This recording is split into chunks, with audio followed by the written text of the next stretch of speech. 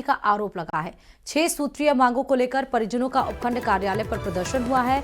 बिलावास गांव में फॉल्ट ठीक करते समय करंट की चपेट में आ गया था और सोजत उपखंड कार्यालय के बाहर धरना प्रदर्शन जारी है। परिजन सहित बड़ी संख्या में यहां लोग मौजूद हैं। रमेश प्रजापति की करंट से मौत का ये पूरा मामला। ज्यादा जानकारी के साथ सहयोगी श्याम इस खबर पर जुड़े हुए हैं।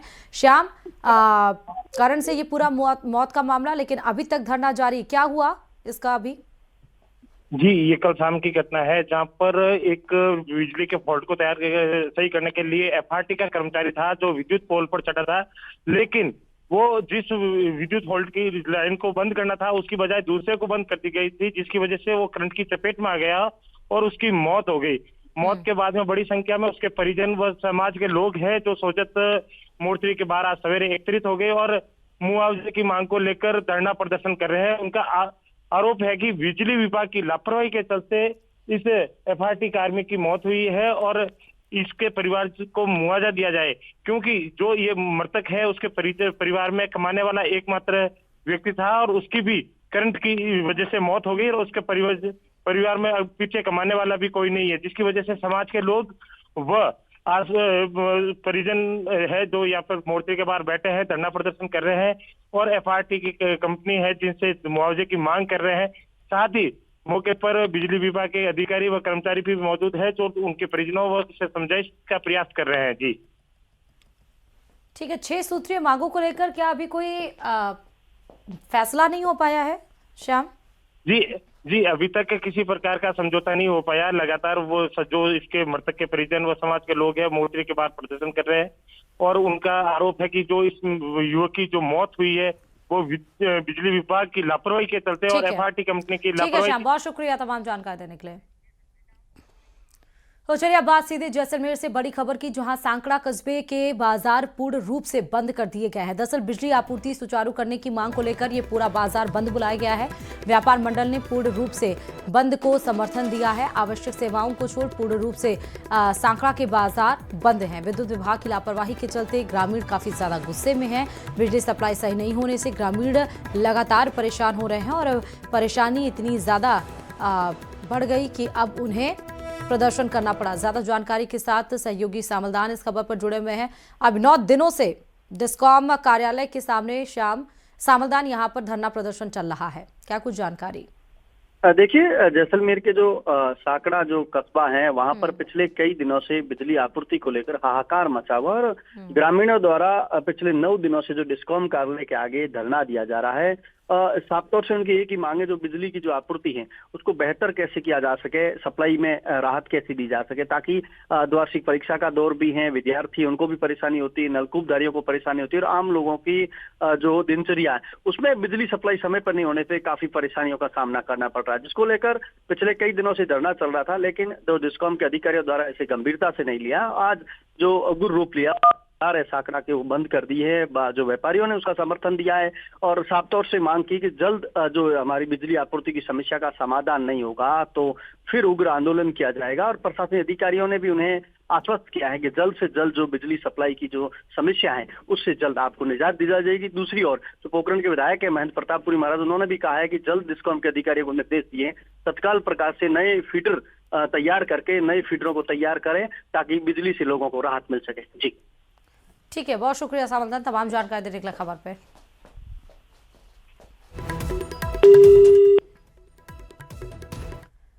अंता के नवनिर्वाचित विधायक प्रमोद जैन भाया ने शपथ ले ली है। दरअसल विधानसभा अध्यक्ष वासुदेव देवनानी ने इन्हें शपथ दिलाई है। स्पीकर कक्ष में प्रमोद जैन भाया ने शपथ ली है। विधानसभा के सदस्य के रूप में शपथ हुई है। प्रमोद जैन भाया चौथी बार विधानसभा की सदस्यता की उन्होंने शपथ ली है।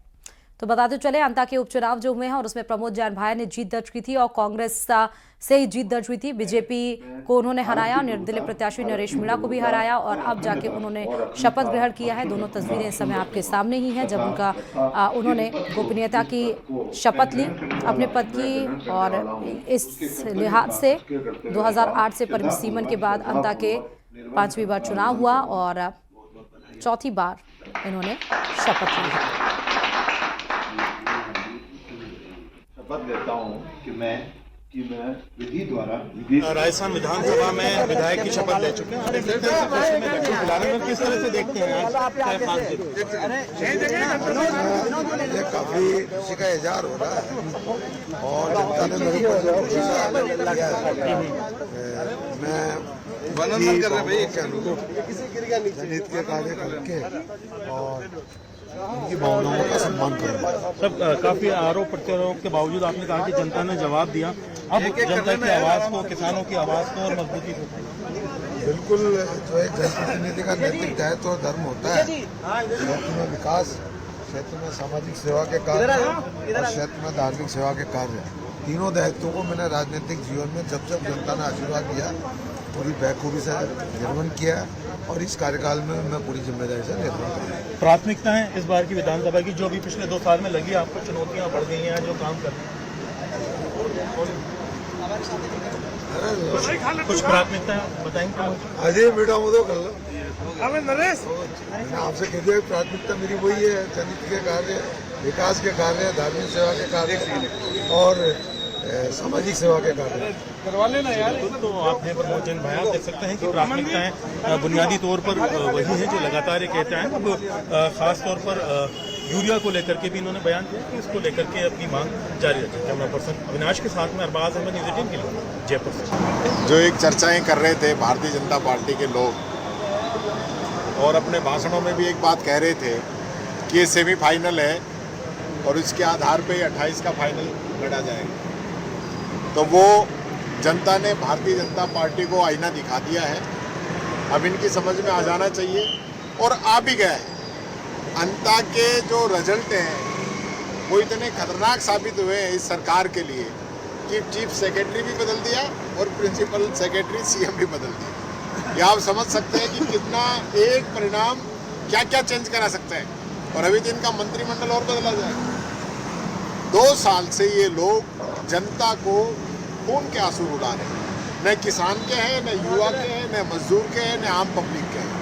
कानून व्यवस्था चौपट हुई पड़ी है, किसान रो रहा है तो कोई सुनने वाला नहीं। क्या सरकार का यही काम है कि पिछली सरकार की योजनाओं का नाम बदल दें, उन योजनाओं को बंद कर दें, या फिर अपने उद्योगपति मित्रों को आप जमीनों की बंदरबाट करें? तो वो जो सारी चीज़ें थी, आज जनता ने आईना भारतीय जनता पार्टी को दिखा दिया है। और आने वाले टाइम में भी ये जिस प्रकार से SIR जो करा रहे हैं, ये इनकी पंचायती राज और नगर निकाय के जो चुनाव हैं उनकी हार से बचने के लिए करा रहे हैं। चलिए 12 से अब आपको बड़ी खबर बता रहे हैं। बच्चों से भरी बस और ट्रैक्टर की भिड़ंत हो गई है। मॉडर्न स्कूल के ड्राइवर पर नशे में बस चलाने का आरोप लगा है। हादसे में आधा दर्जन बच्चे घायल हुए हैं। शहर के मेलखेड़ी रोड पर सुबह के वक्त यह हादसा हुआ। तस्वीरें हम आपको इस समय की दिखा रहे हैं जब ये घटना हुई है। स्कूल बस और ट्रैक्टर की भिड़ंत हुई है। 1 दर्जन से ज्यादा बच्चे घायल हुए हैं और स्कूल बस के ड्राइवर पर नशे में होने का आरोप यहाँ पर लगा है। मेलखेड़ी रोड पर यह हादसा हुआ है। तो आधा दर्जन बच्चे यहाँ पर घायल हुए हैं। चालक पर नशे में बस चलाने का आरोप है। बच्चों से भरी थी बस और ट्रैक्टर की भिड़ंत हुई है। और सूचना पर हड़कंप मच गया। अस्पताल प्रशासन और अग्निशमन टीम का अभ्यास यहाँ पर देखने को मिला। शिशु को 4थी मंजिल से रेस्क्यू का अभ्यास यहाँ पर किया गया। अग्निशमन विभाग ने हाइड्रोलिक मशीन को तैनात किया है। ज्वेलन अस्पताल कॉलेज के प्राचार्य और अधीक्षक सहित अन्य कर्मचारी भी मौजूद रहे। आग लगने के बाद किस तरह से सभी को सुरक्षित रखना, इसका डेमो यहां पर दिया जा रहा।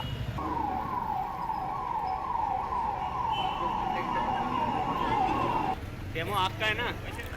अलवर में इंदिरा गांधी स्टेडियम में आज से 2 दिवसीय नो योर आर्मी मेला शुरू हो गया है।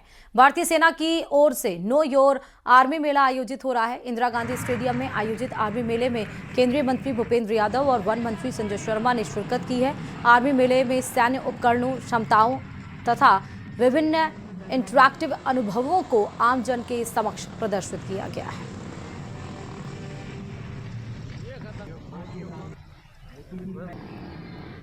अलवर के राजगढ़ थाना क्षेत्र के दिल्ली मुंबई एक्सप्रेसवे के पिनान इंटरचेंज की पुलिया पर बड़ा सड़क हादसा हो गया। अहमदाबाद से दिल्ली जा रही वोल्वो बस ने ट्रक में जोरदार टक्कर मार दी, जिससे हादसे में 2 लोगों की मौके पर मौत हो गई, जबकि 31 यात्री घायल हो गए। सूचना मिलते ही राजगढ़ पुलिस मौके पर पहुंची और घायलों को तुरंत पिनान सामुदायिक स्वास्थ्य केंद्र पहुंचाया। गंभीर रूप से घायल यात्रियों को इलाज के लिए अस्पताल में भर्ती कराया गया, जहां से कुछ गंभीर घायलों को हायर सेंटर रेफर किया गया। वहीं पुलिस और ग्रामीणों की मदद से कड़ी मशक्कत के बाद ट्रक में घुसी बस को हटाया गया और बताया जा रहा है कि लकड़ी से भरे ट्रक का टायर पंचर हो गया था और टायर बदला जा रहा था, तभी बस ने ट्रक को पीछे से टक्कर मार दी। फिलहाल पुलिस हादसे के कारणों की जांच शुरू कर दी है। मेरे पास तो किसी बंदे का फ़ोन आया था जिसकी मृत्यु हुई है, हारून सनोफ अब्दुल, ये मेरा बड़ा भाई है।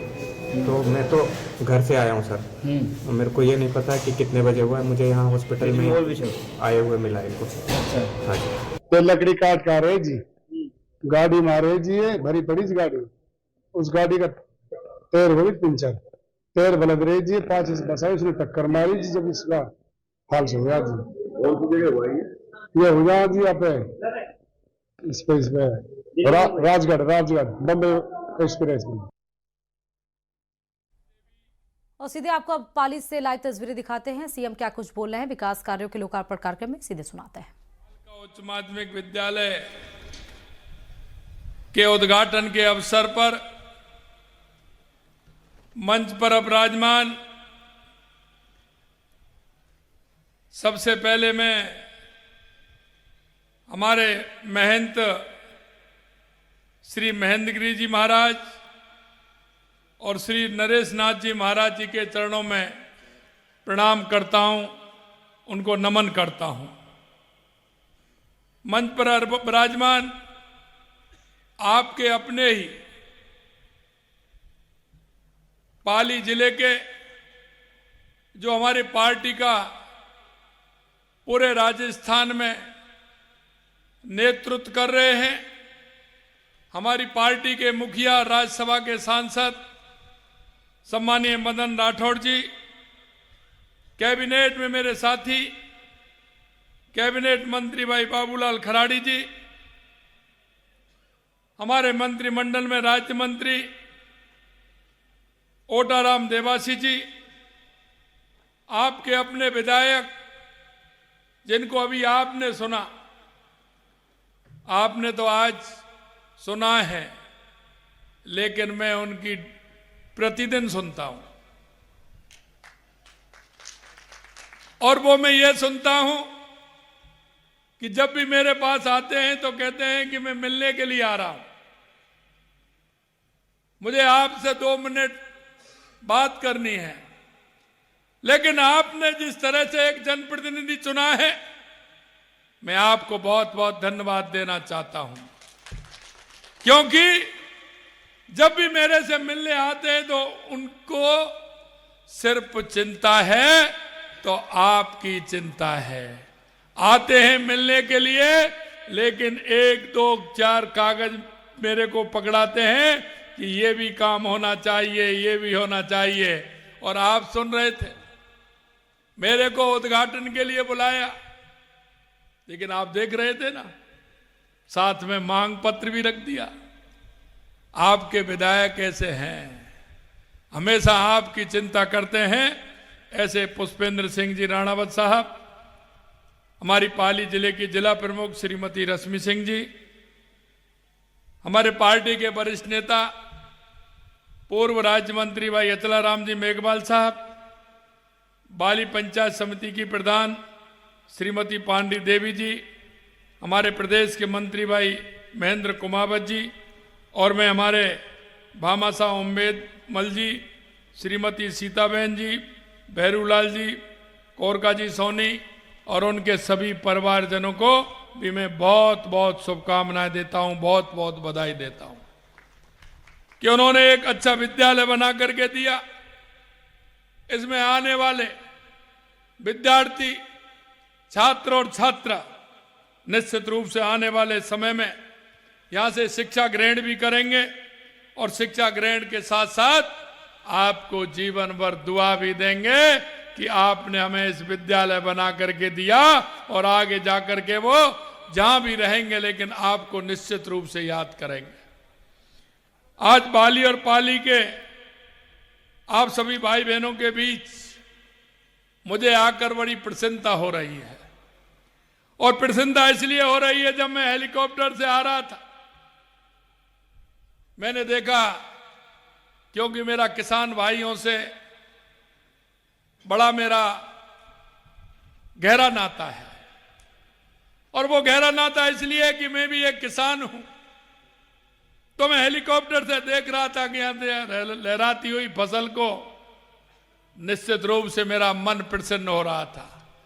जिस तरह की बारिश हुई है और दवाई बांध आपका लबालब और गेट भी खोलने पड़े, उसका पानी भी निकला, ये उस बंसी वाले की कृपा भी है, जिससे हमारे किसानों को बहुत फायदा भी उसका होने वाला है।